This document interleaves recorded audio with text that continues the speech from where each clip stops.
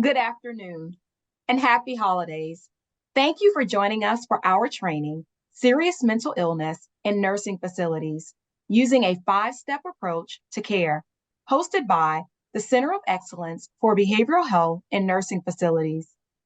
I am Nikki Harris, Training and Education Lead for the Center of Excellence, and it is my pleasure to oversee the delivery of mental health and substance use disorder training to nursing facilities nationally at no cost. Now, I am happy to introduce our presenter for today, Ms. Debbie Richmond. Debbie is currently the Director of Education and Client Development for Healthcare Interactive. Debbie has over a 30-year professional career focused on senior services, primarily in the areas of program development, education and training for staff, families, and communities. Debbie provides consultation and training for residential care settings and community groups in the areas of aging, understanding dementia, symptoms and management, dementia-related behavior, serious mental illness, therapeutic program development, and person-centered care interventions for direct care staff. And now, I'll turn it over to Debbie to begin the presentation. Thank you, Nikki. Good afternoon, and I am privileged to be here today to talk to you a little bit about serious mental illness and the five-step approach to care called the CARES approach. Initially, I just want to mention that for purposes of this training, serious mental illness is divided into four categories or four areas of serious mental illness. This was the structure that was used to develop this training. There are different sources out today through various medical journals and other professional organizations that may provide more than four. But for purposes of today's training, we're going to use four different areas of SMI. These are your objectives for today. We will go through the four categories of SMI. We will talk about the differences between SMI and dementia, and in particular, some of the misperceptions about SMI, and then talk about both the recovery model and the five steps involved in the CARES approach for SMI. I want to begin the training by showing you a little video that comes from the CARES training to give you a general understanding of what we're going to be talking about today. There was a bad flood in Minneapolis some years ago, and my basement flooded and the water came right up the basement stairs and into my kitchen, and terrible destruction in my house, and lost all these things. And boy, I thought I knew a little bit about floods. But then during Katrina, I was working with folks in New Orleans, and one of the guys I talked to hung on to a stop sign as the current was rushing past him, and his elderly mother washed right by him, and he reached and reached and reached, and she was maybe 6 inches away from his fingertips, and he watched her go under and drown. He knows about floods. I know about water damage. It's the same with, with mental illness. One person that I know said that she believed that she knew what a depression was because she'd gone through terrible sadness and terrible grief. And I'm not making light of terrible sadness and terrible grief. That can rip your heart in two. That can kill you. But it's still not real clinical depression. Terrible sadness, even terrible grief, is a head cold. Mental illness brain disorders are pancreatic cancer. The difference now, like I mentioned, the first manic episode, I was not aware that I was getting manic. My second episode in 2006, I did not know.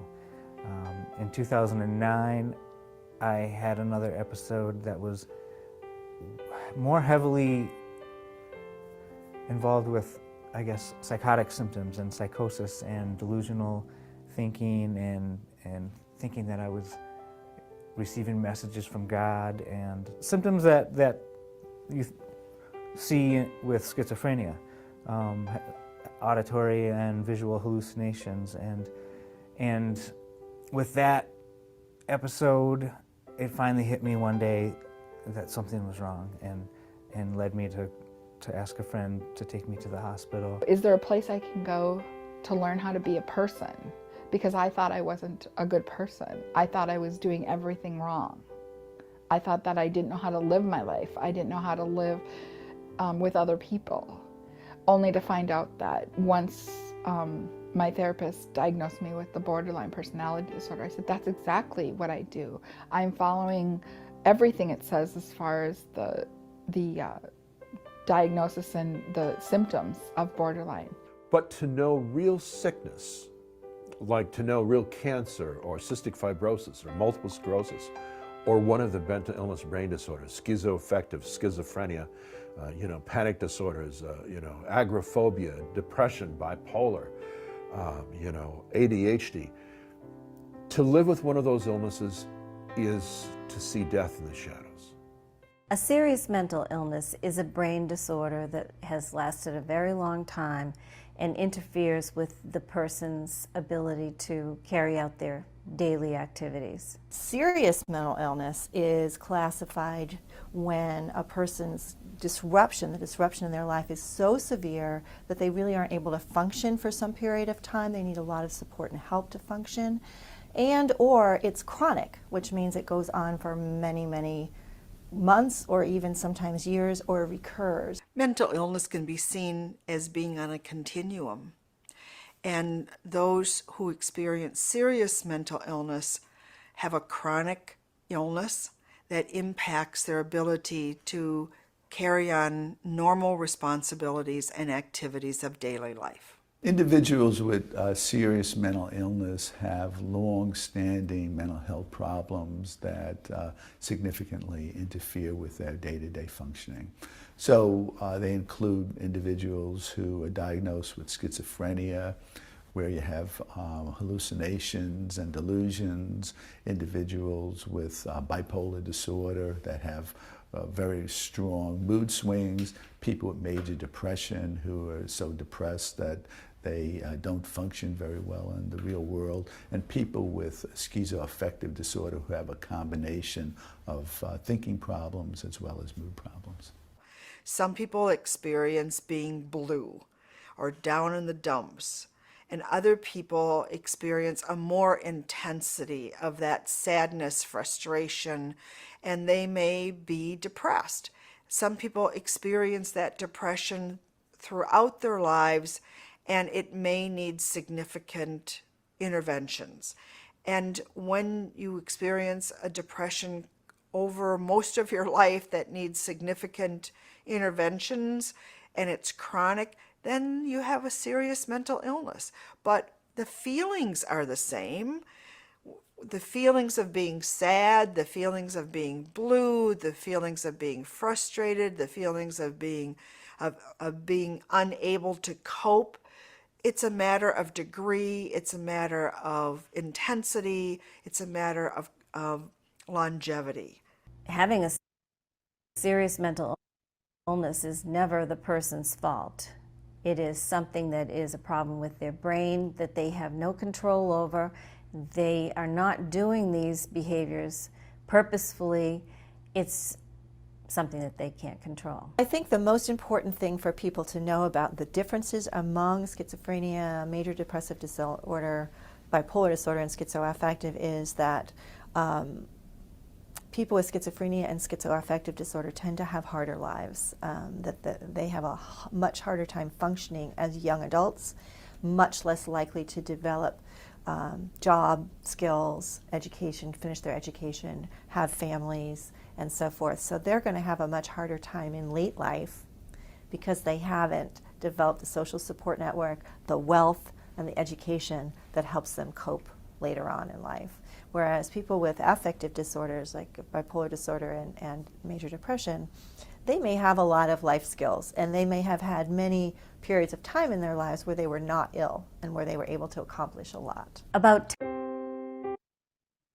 So I wanted to just stop that video there. I think it's really important as we begin this discussion today to hear not only perspectives on serious mental illness from those living with serious mental illness, as well as professionals in the field that are more clearly defining what serious mental illness is. Particularly, one of the latter speakers talks about the challenges of mental illness as people get older and experience these challenges later in life. With respect to skilled nursing facilities today, and this is nothing that this is not a surprise to anybody, staffing challenges and other circumstances that long-term care centers are experiencing today are compounded by individuals that have serious mental illness. These folks are often a lot more difficult to have in that sort of institutional setting. Frequently, they're going to be younger, and they may have a lot of comorbidities. And so the training that some of you have already perhaps gone through or are going to go through, the CARES serious mental illness training, gives you tools that can be used on a day-to-day basis in skilled nursing facilities. For purposes of the conversation today, I do want to give you information about definitions that were referred to in the video that you saw. First of all, what is mental illness? This comes from the National Institute of Health, and these links will be available. But when we're talking about numbers that 1 in 5 adults are living with mental illness, it is highly likely that these folks are going to be in your facilities if they are not already. As hospitals are discharging patients that are younger, that have more complicated disease management issues, serious mental illness, and then when serious mental illness also is with dementia, these folks are particularly challenging in skilled nursing today. We talk about 2 broad categories of mental illness. One is considered any mental illness, or AMI, and the other is serious mental illness. And all of these are things that you are likely going to experience in your facilities. Serious mental illness has a more specific definition. And you can see here, we're defining this as mental, behavioral, or emotional disorders. And if you think back to the video, somebody who is depressed, they use the term feeling blue. So you might have residents who are dealing with that type of serious mental illness. You may see behavioral disturbance. In particular, folks that are trying to maintain a sense of control. I think when anyone with a serious mental illness is admitted for any reason to a skilled nursing facility, you're going to have to figure out how to work with them in a way to balance their need for control and how much control and or choice, if you want to think about it that way, you're able to give them. They are going to struggle to maintain themselves. The woman that talked about wanting to feel like a person, wanting to feel like a whole person. This is something that staff in skilled nursing facilities really have to understand, because someone with SMI could be horribly misperceived as someone with a behavioral problem, when in fact, they're really just trying to maintain a sense of self in an environment that by its own design tends to take that away from them. So it's important to understand with SMI how to interact and how to identify mechanisms to give them some of that control. The 4 categories that we talk about are schizophrenia, we talk about bipolar disorder, we talk about schizoaffective disorder, and major depression. Now, as I mentioned earlier, there are additional categories now of serious mental illness. This particular training program talks about these 4, but I would also say that even though the categories vary slightly, when we talk about the CARES 5-step approach, the approach is going to be appropriate regardless of the category of SMI that might be present in a particular individual. This is a video that helps understand a little bit about the differences between someone that has serious mental illness and someone that may also have dementia. Martha's family noticed that she was forgetting appointments, family gatherings, and other day-to-day things. Becoming concerned, they saw a doctor who diagnosed her with Alzheimer's disease. Though she sometimes made poor judgments about little things, she was able to live on her own for several years after the diagnosis. However, by the 4th year, her judgment, reasoning, and attention span had become much worse. She spent a lot of money when telemarketers called, an example of poor judgment. She was easily distracted while cooking and almost caused a fire, an example of limited attention abilities. And she could not be convinced to wear her coat outside in the winter, an example of the inability to reason. At this point, Martha's daughter moved in with her to help care for her. Martha's daughter noticed that on some days her mom could make an entire meal just fine and didn't forget a thing. But those days were becoming less common, and overall, she saw her mom's abilities declining. In the mid-stage of dementia, when Martha misplaced things, she would accuse her daughter of stealing them. Sometimes Martha even told her daughter she was spying on her and out to get her. And about once a week, she says that her childhood friend Patricia had visited her. About 10 years into the disease, Martha no longer recognized who her daughter was. At the end stage, Martha could not walk, sit up on her own, bathe, or feed herself. She needed assistance with all daily tasks. Martha's family noticed that she was forgetting appointments, family gatherings, and Martha. Why I wanted to take a minute to show you that video is that there are some very significant differences with dementia and serious mental illness. Yet as someone gets older, it is not uncommon to see those two things together. So that video talks about short-term memory, talks about changes and fluctuations in ability to function, talks about judgment and reasoning skills being impaired. And those are some of the typical things that you're going to see with dementia. With serious mental illness, you may see some of those things on occasion, but they don't stay and they don't get worse. So for example, if someone is having a bad day, you may notice some of those particular symptoms that were talked about with respect to dementia being present in someone with SMI, but they're not going to continue to decline. They're not going to be there necessarily every day. And so when you've got these two conditions that are living sort of this coexistence, it's going to be very critical to know what the SMI part of it is and what the dementia part of it is. You're going to potentially, with SMI, have medications, particularly psychoactive medications, that are going to be used to manage those symptoms. Yet with dementia, those medications actually might not be appropriate.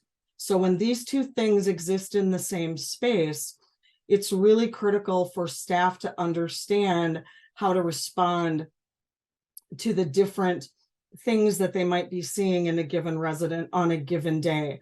And when we talk in a few minutes about the CARES approach, this approach, again, is going to be something that can be used in either scenario or when both of these are present at the same time.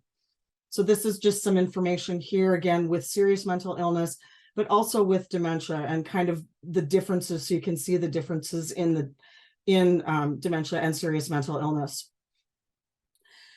Also wanting to talk a little bit about recovery. When we talk about recovery with respect to serious mental illness, we're not really talking about recovering as much as we are talking about management. And in the first video that you saw today, really talking about the idea of that recovery is inclusive of many things. First of all, hope. Someone with serious mental illness needs to understand and needs to appreciate that their situation is not hopeless, but is hopeful. Not everyone with serious mental illness is going to be in a skilled nursing facility. The individuals that are in a skilled nursing facility could feel a sense of hopelessness being in that situation, in particular, depending on how they got there, whether there was another medical condition that was part of the driving force in having them admitted to a skilled nursing facility, or a situation, perhaps they became homeless and could not live in a regular housing type of setting. But you want to find ways to give them hope.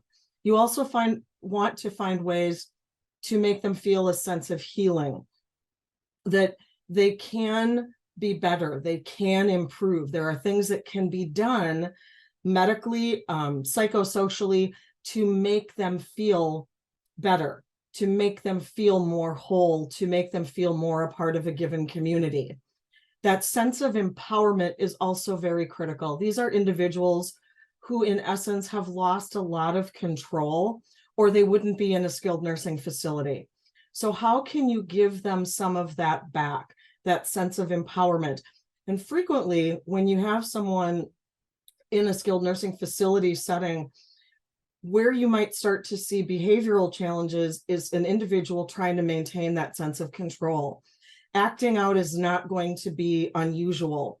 And if you think about this in reverse and put yourself in this situation, if you are struggling to maintain control, acting out to fight for that control is not an unusual reaction. And it does not necessarily mean that that behavior is problematic. It means that that behavior is trying to tell you something, and you need to assess what that is and help them work through whatever that is. Immediate medication may not be the right step.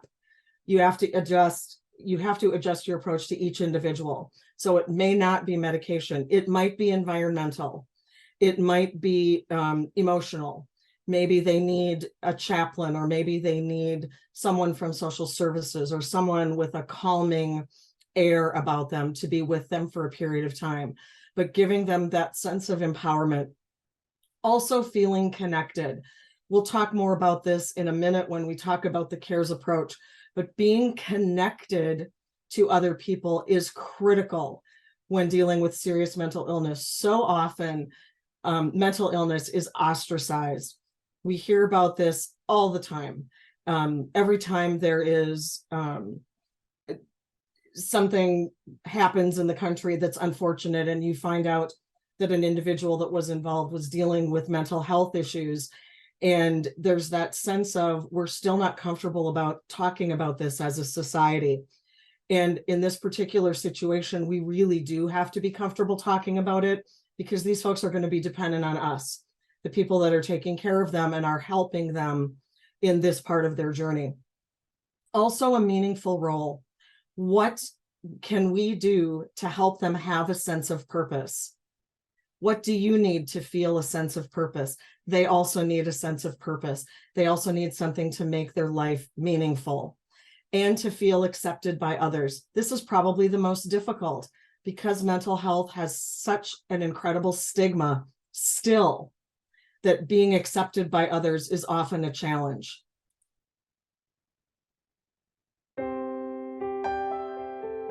Patients in the hospital setting are, in general, I think, pretty delicate at the time.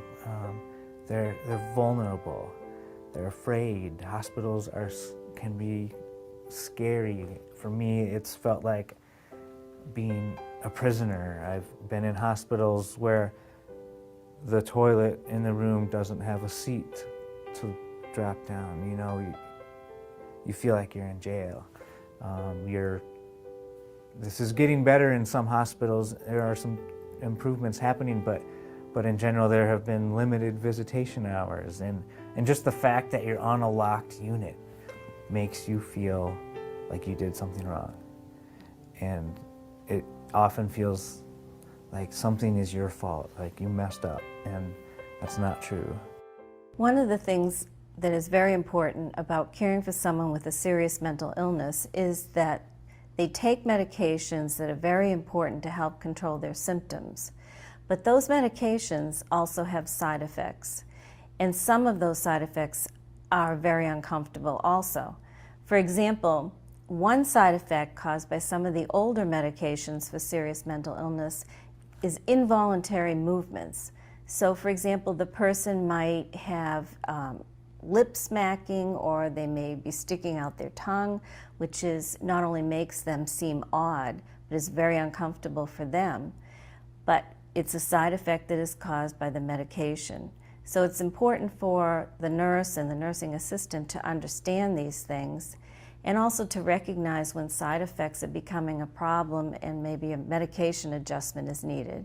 Misinterpreting normal cues, overinterpreting normal cues, or perhaps even not being aware of what's happening until some situation is fairly far down the line. Understanding that what you say and do will be interpreted differently by people with mental illness is probably one of the key ideas that you have to take with you to work when you're working with chronically mentally ill people.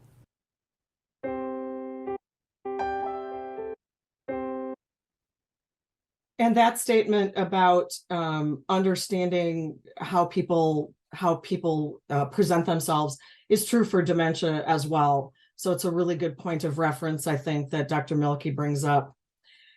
When we talk specifically about the CARES approach, we talk about this acronym. So the C stands for connect to the resident. The A stands for assess behavior. The R stands for respond appropriately. The E is evaluate what works, and the S is to share with others.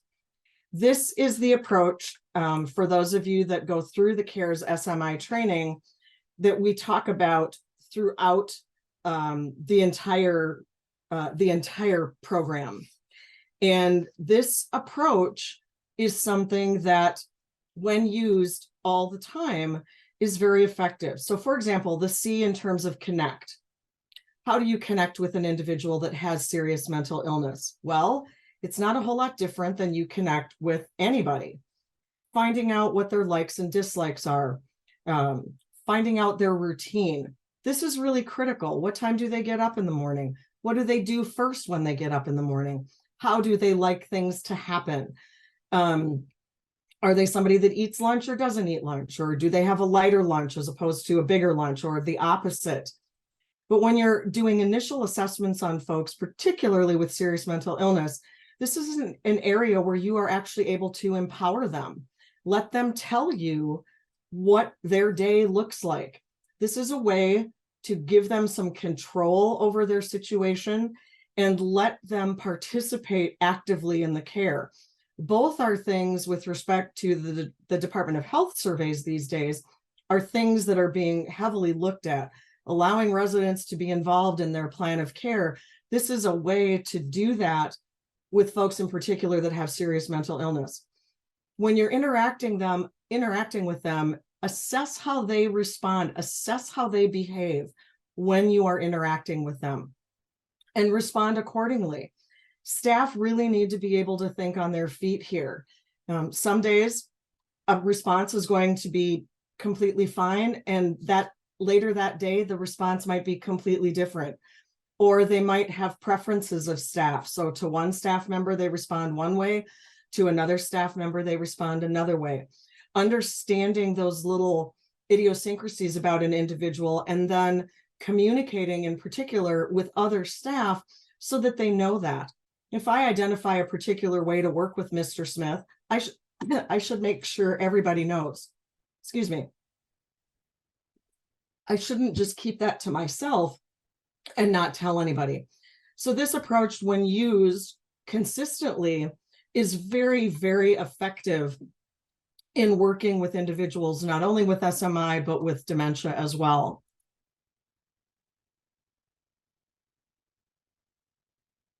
In diabetes and heart failure, we give people medicines that keep them stable. The treatment for mental illness is us, the caregivers. When a staff, like in this building, understand that how I interact day after day is their treatment, it's the most important part of their treatment. It, I think, changes our dynamic as caregivers, and it alters our expectations of what we come to work to do. We come to work to communicate, evaluate, respond, look at the effectiveness of our approach, and then share that amongst other treatment agents, our fellow caregivers. Hi, Vicki. Yeah. It's Michael. I have your meds for you. Okay. Are you comfortable today? Yep. Good. I see you got your Viking sweatshirt on. Well, I introduced myself and asked her how she was, or how she is today, and asked if she was having any pain. Referred to her sweatshirt, just made some small talk with her. I talked to her about the things that she likes that brings her mood up. All right. Versus just walking in and giving her meds. If I make some small talk with her, she enjoys that. And she'll open up and respond and smile more. And down the hatch. She's in a good mood and she's not having any pain. She looks very comfortable to me right now. She looks good. She's pretty much herself. I don't see any depression at all or sadness. Or there's days when she is sad and she'll get a little weepy. But I haven't seen that lately. You want this water? Thank you. Nope. Okay, I'll get rid of it. On a day when she's more sad, she'll kind of put her head down and respond slower. She's not upbeat, and she procrastinates a little bit. I ensure that the meds will help her take away the pain, and she needs her meds because she's hypertensive also, so she needs her blood pressure medication. And I think it'll make her feel better if she takes them on time. All right, anything else? Nope, that's it. All right. Spend a little time with her, chat with her. Don't rush her. She likes a little extra TLC at times when she's down. And it really helps when you come into work, you see her, say hello to her and chat with her initially. It makes her feel comfortable and more at ease, and she feels that people care about her more than just if you just walk by her and don't say anything. So that helps a lot with her. And you kid around with her. We joke around with her and just try to make her feel at home. Chat with you later. I would share that she's in a good mood today, and she's comfortable at this time. It looks to me like she's going to have a good day. There shouldn't be any issues. She denied having any pain, so she may ask for a pain med after supper, but I don't think she will for a while because she looks comfortable and happy. So a little bit more about the CARES SMI program. You all on this call have an opportunity to have access to this program. It is a person-centered care program, and we talk about this CARES 5-step approach. And this approach is a part of not only serious mental illness program, but all of the CARES programs that Healthcare Interactive offers. It talks to the learner about real situations with real people. I do want to call out that all of the videos that I showed you clips from today and any other video in the program, these are not actors. These are real people living with serious mental illness and real people that are working with serious mental illness. So these are situations that were filmed in real time in facilities in a few states to show what it's really like, not to create situations of what it might be like, but to show real situations. When you make a decision to utilize the CARES SMI program, we have a recommendation that you identify 2 champions at your facility. We encourage you to think about having a champion on each shift. So maybe one on the day shift, one on the PM shift to go through this training, and then assist and encourage other staff to complete the training. I had a phone call with a new location yesterday, and one of the questions that was asked was, is this training only for nursing? And that is an absolute no. I would strongly encourage you that every single person in your facility, if you have folks that are living with a serious mental illness diagnosis, all of your staff should go through this training. It is not overall clinical in its presentation, and it talks about real situations, real examples, and whether it's a nursing supervisor or whether it's somebody that works in housekeeping, there is significant benefit to having all of your staff go through this training. So I would highly recommend that you consider that. Once these 2 champions go through the training, I do also want to mention that the facilities have this license to do the training for a year. So it's not necessary for you to do this training all at once or in a shortened period of time. I am happy to work with you to talk about implementation strategies to make this not so overwhelming. The training is 4 hours long, but it doesn't have to be 4 hours all at once.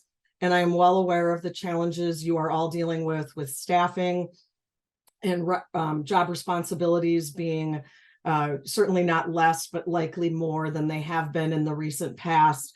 I want to help you work through that because I believe that strongly that this training can help you and your staff.